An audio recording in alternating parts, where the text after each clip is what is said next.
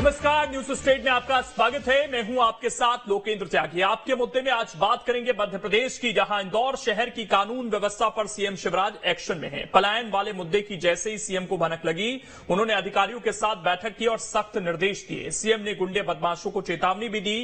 पहले भी सीएम अपराधियों को सख्त हिदायत देते रहे हैं। आज चर्चा इसी मुद्दे पर और सवाल यह है कि इंदौर की कानून व्यवस्था पर क्यों उठ रहे सवाल। कमिश्नरी सिस्टम है, फिर भी क्यों अधिकारी अलर्ट नहीं? शिकायतों के बाद भी क्यों संज्ञान नहीं लेते अधिकारी? सबसे पहले पूरा मामला क्या है वो आप समझिए, उसके बाद आज इसी पर करेंगे चर्चा। कुछ खास मेहमान भी जुड़ेंगे, लेकिन पहले रिपोर्ट देखिए।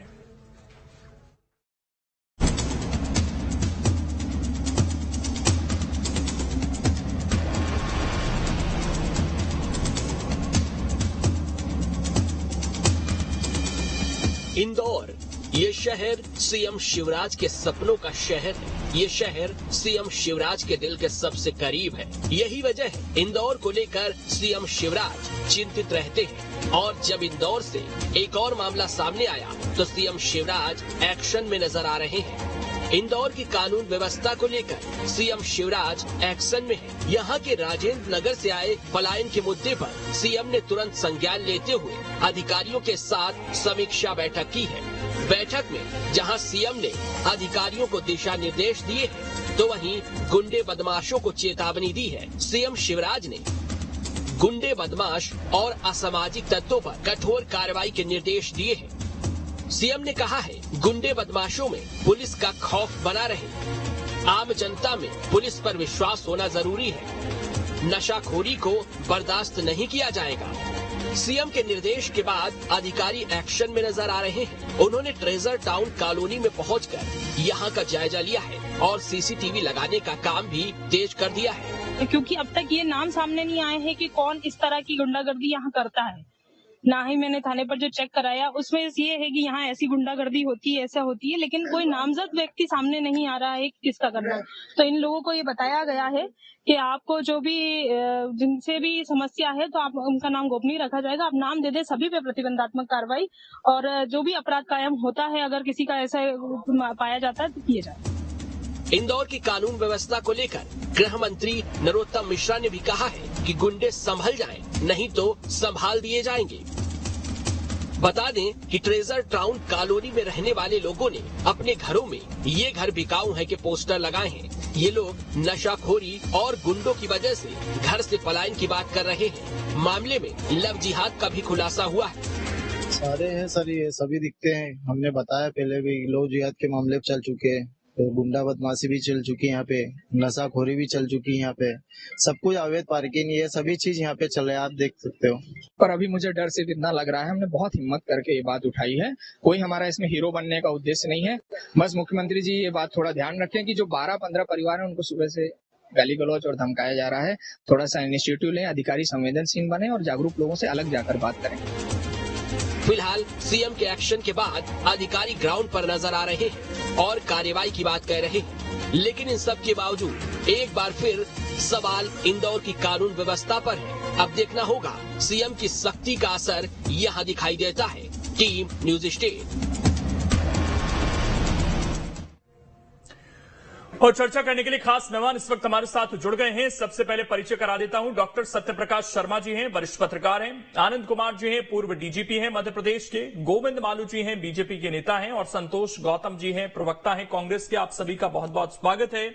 आनंद कुमार जी, सबसे पहले जब आप इस मामले के बारे में सुनते हैं तो आपको क्या लगता है, कोई अपने घर के बाहर क्या ऐसे ही पोस्टर लगा देगा और पुलिस अगर ये कहे कि भाई हमें तो नाम ही नहीं पता कि कौन नाम है, वो गुप्त तरीके से बताया जाए? इतना हाई प्रोफाइल ये पूरा मामला हो गया, लेकिन अभी तक ये नहीं पता चल रहा है कि डरा धमका कौन रहा था।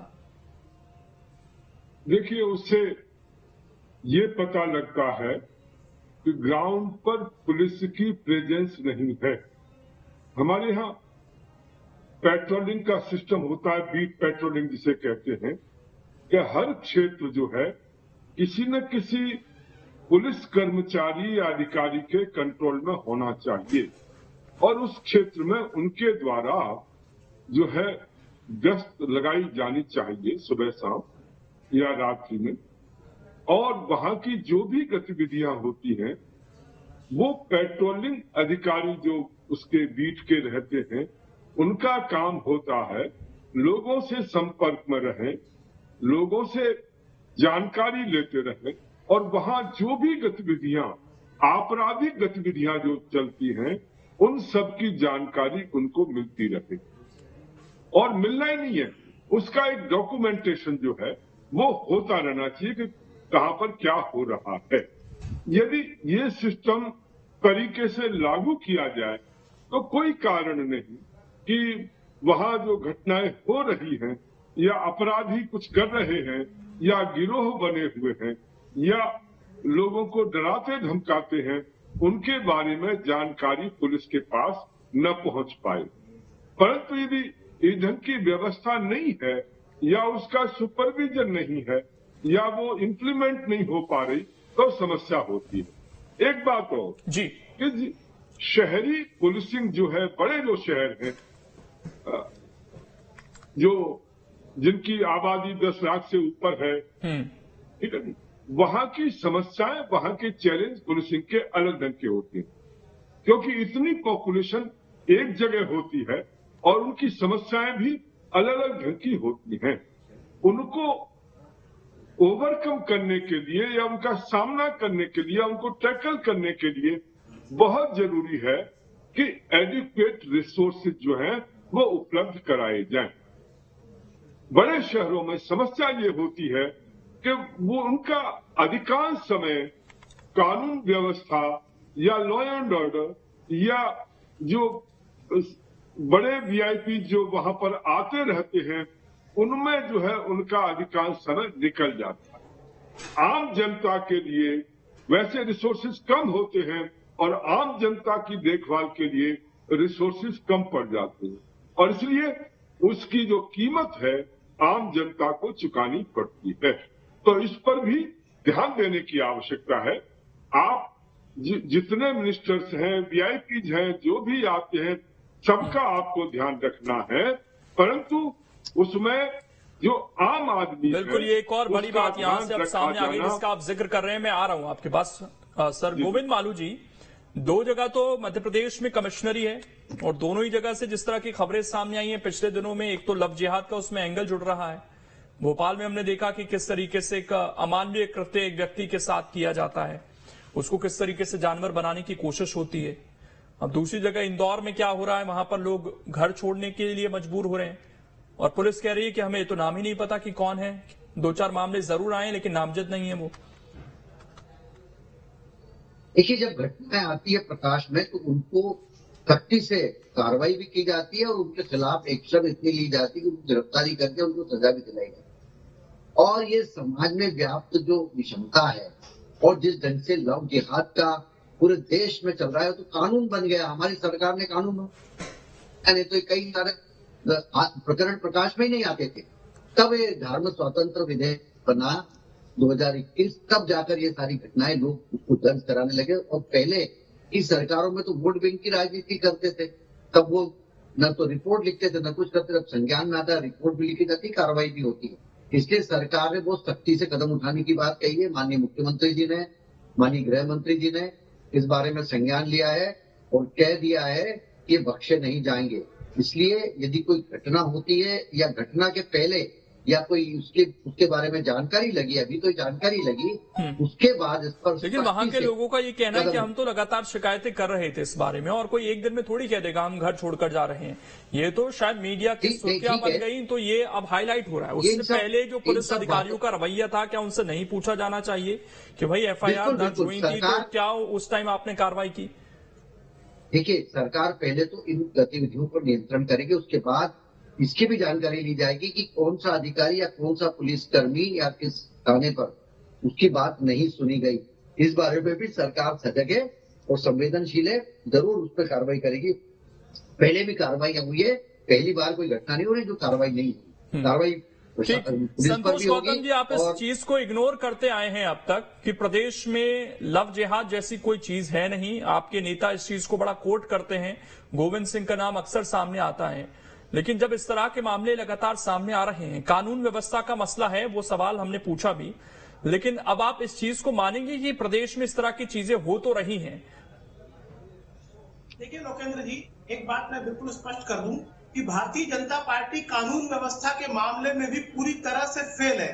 ये उसी तरह से इसका फेल्यूर है जैसे कि भ्रष्टाचार को रोकने में इसका फेल्यूर है। शीर्ष तक भारतीय जनता पार्टी के नेता खुद भ्रष्टाचार में लिप्त है, मंत्री खुद भ्रष्टाचार में लिप्त हैं। ये मेरा साफ आरोप है। बिना मंत्रियों के बिल मिली भगत के कारण डैम पोषण ये मामला दूसरा है सर, आप कहाँ जा रहे हैं? मैंने क्या सवाल पूछा? मैं लोकेंद्र भाई, मैं वही बता रहा हूँ आपको, आप मुद्दे पर मैं बता रहा हूँ। यहाँ जब ट्रेजर टाउन, हाँ मैं कानून व्यवस्था पर ही आ रहा हूँ गोविंद मालू जी। ट्रेजर टाउन में ये घटना, हाँ बिल्कुल आप सुनिए, ट्रेजर टाउन में ये घटना एक दिन में नहीं घटी है। जब जनता के गले गले तक पानी आ गया और उनको ये लिखना पड़ा कि मेरा मकान बिकाऊ है, हमको यहाँ से पलायन के लिए मजबूर किया जा रहा है, तो हमारे मन में ऐसा ख्याल आ रहा है कि क्या इंदौर कोई तालिबानी देश बन चुका है जहाँ पे लोग पलायन को मजबूर हो रहे हैं? और क्या पुलिस व्यवस्था नाम की चीज ध्वस्त हो चुकी है? कमिश्नरी हमने क्या सोच के लागू की थी? अगर कमिश्नरी और पुरानी पुलिस व्यवस्था में कोई अंतर नहीं है तो नष्ट कर देना चाहिए ऐसी पुलिस। ये मान रहे हैं आप? मेरा सवाल ये सवाल तो उठ ही रहा है, और अगर आप अभी डिबेट में जुड़े हुए हैं तो मालू जी से मैंने यही सवाल पूछा, कमिश्नरी को लेकर भी सवाल पूछा, लेकिन जिस चीज को आप इग्नोर करते आए हैं, क्या ये मानते हैं कि इस तरह के मामले जो आ रहे हैं लोकेंद्र जी, हम बिल्कुल नहीं, हम इग्नोर नहीं करते हैं। मैं एक बात साफ कर दूं कि मध्य प्रदेश में अगर कांग्रेस का राज होता तो इस प्रकार का लचर रवैया पुलिस का नहीं होता। आपने देखा हमारा एटीट्यूड क्या था अपराधियों के प्रति, हमने कठोर कार्रवाइयां की थी। पूरा मध्य प्रदेश इस बात का गवाह है कि माफिया के विरुद्ध हमारे अभियान ने कितनी सुर्खियां बटोरी थी। और आज जिस प्रकार से भारतीय जनता पार्टी का लचर रवैया है वो इस कारण है कि जब मध्य प्रदेश में एक टीआई पकड़ा जाता है बेनामी संपत्ति के मामले में, तो उसका नाम सीधे गृह मंत्री से जुड़ता है। याद होगा आपको भदौरिया टीआई का मामला, 300 करोड़ की संपत्ति के आसपास उसकी संपत्ति दर्ज हुई थी और सीधे गृह मंत्री से उसका नाम जुड़ रहा था, जहां पर थाने नीलाम हो रहे हैं। लोकेंद्र मालू जी अपने बीच में बोलिएगा, अपनी बारी में बोलिएगा, मैं बिल्कुल नहीं बोलूंगा। यहाँ पर जहाँ पर लाखों रुपए में थाने नीलाम हो रहे हैं, यहाँ पर कि कौन एक चीज बताइए सर, आप प्लीज एक चीज बताइए संतोष जी, कि फिर तो इस देश में अब लव जिहाद जैसे कानून, जैसा कि मध्य प्रदेश में भी बना धार्मिक स्वतंत्र कानून, उस तरह के कानूनों की जरूरत है क्या? क्योंकि कर्नाटका में आप उसके खिलाफ गए कानून के। देखिए मैं कह रहा हूँ हर प्रदेश की आवश्यकताएं अलग होती हैं। कर्नाटक सरकार कर्नाटक के हिसाब से सोचेगी, मध्य प्रदेश सरकार मध्य प्रदेश सरकार के हिसाब से सोचेगी। लेकिन क्या किसी कांग्रेसी ने इस बात का समर्थन किया कि ऐसे मामले बढ़ना चाहिए? ये तो सरकार का फेल्यूर है, और सरकार के फेल्यूर को आप नेता प्रतिपक्ष कहते हैं कि इस तरह के मामले होते ही नहीं है लव जिहाद जैसे या दबाव। नहीं, नेता प्रतिपक्ष का कहने का आशय ये है कि जो अपराध जिस कारण से हो रहा उसको गिरफ्तारी कीजिए। इसमें क्या किसी धर्म विशेष का कांग्रेस पक्ष लेती है? बिल्कुल नहीं लेती। ये चूंकि भारतीय जनता पार्टी के कानून के मामले में, कानून व्यवस्था के मामले में अरे मालू जी सुन लीजिए, एनसीआरबी की रिपोर्ट में लगातार ये कह रही है कि मध्य प्रदेश। चलिए ठीक है, मैं लौट रहा हूं आप दोनों के पास। सत्यप्रकाश जी, ये मामला और खासकर जो हाल फिलहाल के मामले सामने आ रहे हैं बड़े चिंताजनक हैं कि इंदौर जैसे शहर में जिसका नाम स्वच्छता को लेकर जाना जाता हो, जो मिनी मुंबई के नाम से जानी जाती हो, जो अपने व्यापार, वहां के कल्चर, खान पान के लिए जानी जाती है, वहां पर लोग घर छोड़ने को मजबूर है। वहां तो पूरी दुनिया जाकर बसना चाहती है आज की डेट में। देखिए लोकेंद्र जी शर्मनाक है मध्य प्रदेश। मैं आ रहा हूँ, एक मिनट सर, सत्यप्रकाश जी से सवाल था संतोष जी, एक मिनट देखिए क्या हुआ। एक मिनट सर प्लीज, सत्यप्रकाश जी से सवाल था, आप दोनों प्लीज एक मिनट के लिए। जी सत्यप्रकाश। देखिए नो डाउट इंदौर हमारे मध्य प्रदेश का गौरव है, cleanest city of the country है।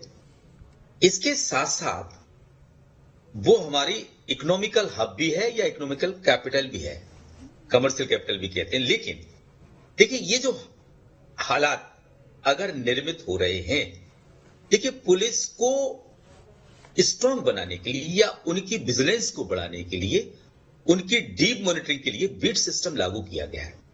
किन्हीं आईपीएस ने एक बड़े अच्छे प्रयोग भी किए, इनिशिएटिव भी लिए हैं इस बीट सिस्टम को स्ट्रांग बनाने की। बीट सिस्टम का मतलब ही यही होता है कि छोटे से छोटे टुकड़ों में यूनिट बनाकर हम उस इलाके की पॉपुलेशन की गहराई में जाएं।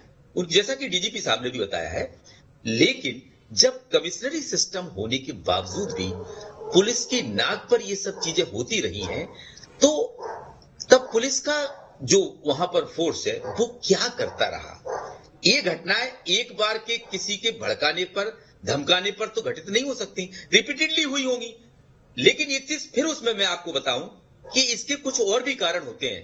कई बार जो लैंड माफिया होते हैं, ये लैंड माफिया भी EWS जो प्लॉट्स होते हैं या जो हाउसेज होते हैं, उन हाउसेज पर इनकी नजर रहती है और जानबूझकर उनको परेशान करके उनके पलायन के लिए मजबूर करते हैं, जिससे कि उनको बेचा जा सके, क्योंकि अच्छी कॉलोनीज में होते हैं ये।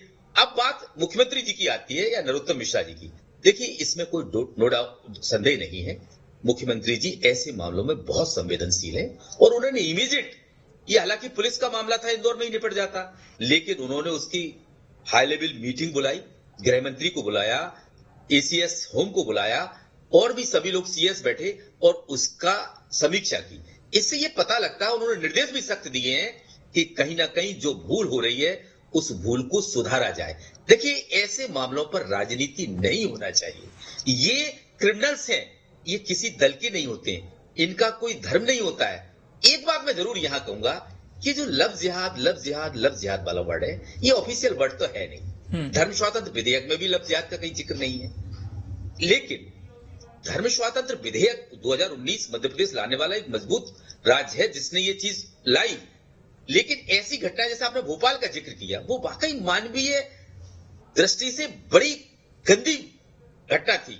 उस पर जो एक्शन हुआ, क्या वो काफी है?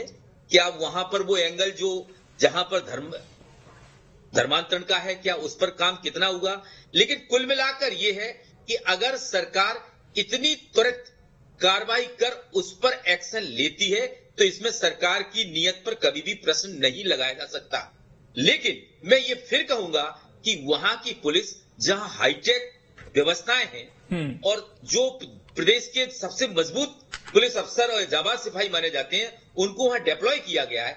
ऐसे में ये घटनाक्रम हो रहा है या गरीबों को कुचला जा रहा है, शराब या नशे के धंधे वहां जारी हैं, ये प्रवृत्ति बढ़ रही है, तो इस पे अंकुश लगाने के लिए सरकार तो होती है, लेकिन साथ ही पुलिस जो बीट सिस्टम है उसका फेलुअर ये हम मान सकते हैं। हालांकि दोनों ने इसमें कठोर कार्रवाई के निर्देश भी दिए हैं कि उनको पकड़ा जाए और उनके साथ कड़ी से कड़ी कार्रवाई की जाए। लेकिन इंदौर जैसे शहर में, क्योंकि जो हमारे प्रदेश का सबसे बेहतरीन खूबसूरत शहर है, सुंदर शहर है, और उसमें ये घटनाएं होती है तो कहीं ना कहीं ये प्रदेश पर एक धब्बा लगता है।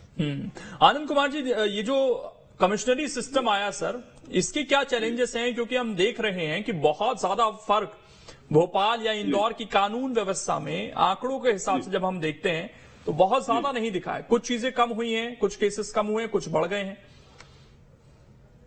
देखिए लोकेंद्र जी, एक बात मैं कहना चाहता हूं कि कमिश्नरेट सिस्टम इस बात की गारंटी नहीं है कि अपराध नहीं होंगे। हर जगह अपराध होते हैं और अपराध होते रहेंगे, इस बात के लिए हमें तैयार रहना चाहिए। हाँ, कमिश्नरेट सिस्टम का फायदा क्या होता है कि वहां पर कार्रवाई तुरंत हो जाती है या पुलिस अधिकारी जो है उसके लिए सक्षम है, जहां कहीं कुछ करना है कानूनी तरीके से प्रिवेंटिव एक्शन लेने के लिए जहां कहीं आवश्यकता होगी वो तुरंत उस पर कार्रवाई की जा सकती है, तो इफेक्टिवनेस पुलिस की बढ़ जाती है। और इसका मतलब ये नहीं होता कि पुलिस के लिए रिसोर्सेज की आवश्यकता नहीं है। जैसे जैसे आपके बड़े बड़े शहर बढ़ रहे हैं, उनकी रिक्वायरमेंट बढ़ रही है, उसके साथ वहां पर रिसोर्सेज पर भी ध्यान देने, बिल्कुल रिसोर्सेज पर ध्यान देना होगा। क्योंकि इस समय कम है सर, इसलिए रोक रहा हूं। मालू जी, अगर यहाँ पर वाकई ये भी एक मंशा हो सकती है, जैसे सत्यप्रकाश जी कह रहे हैं कि उन घरों को कब्जाना चाहते हैं, तो आने वाले दिनों में क्या आइडेंटिफाई कर लिया जाएगा? क्योंकि अभी हमने लोगों के बयान सुने, वो बड़ा इनसिक्योर फील कर रहे हैं। उनका ये कहना है कि हम आ रहे हैं बड़ी मुश्किल से हिम्मत जुटाकर, ऐसा ना हो कि हमारी सुरक्षा के साथ ही आने वाले कुछ दिनों में बड़ा घात लग जाए। देखिए, ये शंका की बात नहीं है। माननीय मुख्यमंत्री जी ने स्वयं ने इंदौर के मामले में भी उन्होंने वहां बैठकर जैसा कि भी बताया, उन्होंने सही बात है, उन्होंने संज्ञान लिया और बहुत कड़ाई से उनको पालन करने का निर्देश भी दिया, इन पर सख्ती से अमल करने का निर्देश भी दिया। देखिए, पहले एक गिरोह के गिरोह पैदा हो जाते थे, गडरिया गिरोह, तरीके रामराज पहलवान जैसे गिरोह, कई सारे गिरोह, इंदौर में भी कई सारे गिरोह थे, लेकिन अब वो गिरोह और ये गैंगस्टर्स अभी खत्म होता है। ये इक्के दुक्के लोग कभी, देखिए समाज है, समाज में अपराध भी होंगे, अपराध नहीं होंगे तो किसी की क्या जरूरत है, लेकिन अपराध होंगे तो उसको दबाया भी जाएगा सख्ती से। लेकिन कांग्रेस इस पर राजनीति करती है। लव जिहाद का मामला होता है तो कहते धर्म विषय को टारगेट कर रहे हैं। जब उसको गले में पट्टा बांध के घुमा, तब कांग्रेस का कोई नेता क्यों नहीं बोलता है? तब ये यहाँ पर कोई घटना होती है कि लव जिहाद से तब क्यों नहीं बोलता है? क्या एक्शन उम्मीद कर रहे हैं आने वाले समय में? एक आखिरी रिएक्शन जल्दी से, ठीक राजनीति से जल्दी से एक रिएक्शन संतोष जी। बोलते हैं उनकी सरकार है वहाँ उदयपुर में, दुकानें क्यों नहीं खुल रही है? ठीक, जहाँ पर सर तन से जुड़ा, एक minute sir please, Santosh ji आखिरी रिएक्शन जल्दी से। वहाँ कम से कम वहाँ मैं ये कह रहा हूँ कि मालूम जी थोड़ा शांत हो जाइए, मेरी बात भी आ जाए, मेरी बात भी आना चाहिए जनता के सामने। मैं ये कह रहा हूं कि डॉक्टर सत्यप्रकाश जी की बात से मैं बिल्कुल सहमत हूं। हमें ये देखना होगा कि क्या ऐसी घटना के पीछे क्या कहीं कोई लैंड माफिया का हाथ तो नहीं है, और अगर लैंड माफिया जानबूझकर इस तरीके की घटना कर रहा है। सर समय कम है इसलिए माफी के साथ रोक रहा हूं मैं। बहुत बहुत शुक्रिया आप सभी का जुड़ने के लिए और इस चर्चा का हिस्सा बनने के लिए। लेकिन बेहद गंभीर मामला है, सरकार का इसमें संवेदनशीलता दिखी है, एक्शन भी दिखा है। उम्मीद है कि जिन लोगों की वजह से वो घर छोड़ने को मजबूर हो रहे थे वो जेल के पीछे होंगे। छोटा सा ब्रेक, खबरें लगातार जारी है।